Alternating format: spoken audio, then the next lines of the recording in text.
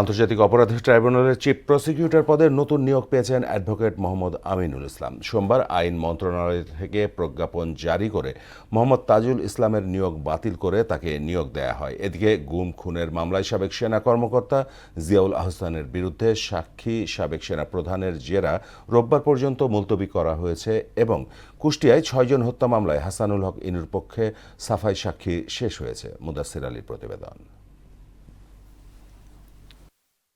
নতুন সরকারের শপথ নেয়ার মাত্র কয়েকদিনের ব্যবধানে আন্তর্জাতিক অপরাধ ট্রাইব্যুনালের চিফ প্রসিকিউটর পদে এলো রদ বদল।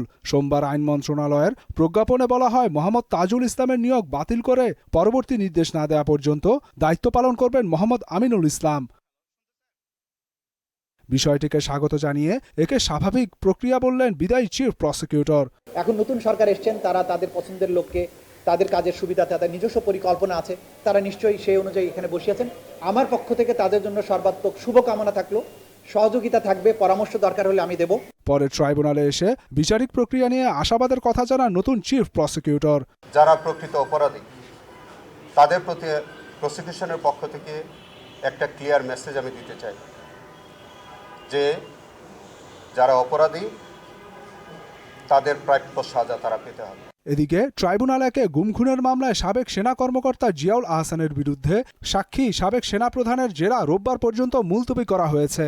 জনাব ইকবাল করিম ভুঁইয়ার দ্বিতীয় দিনের মতো জেরা সমাপ্ত হয়েছে। এই জেরা আগামী আবার রবিবার দিনও থাকবে। অন্যদিকে ট্রাইব্যুনাল ২ কুষ্টিয়ায় ৬ জন হত্যা মামলায় হাসানুল হক ইনুর পক্ষে সাক্ষ্য গ্রহণ শেষ হয়েছে।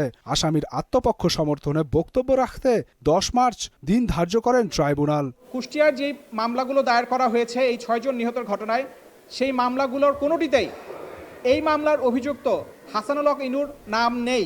মুদাসসির আলী, মোহনা সংবাদ, ঢাকা।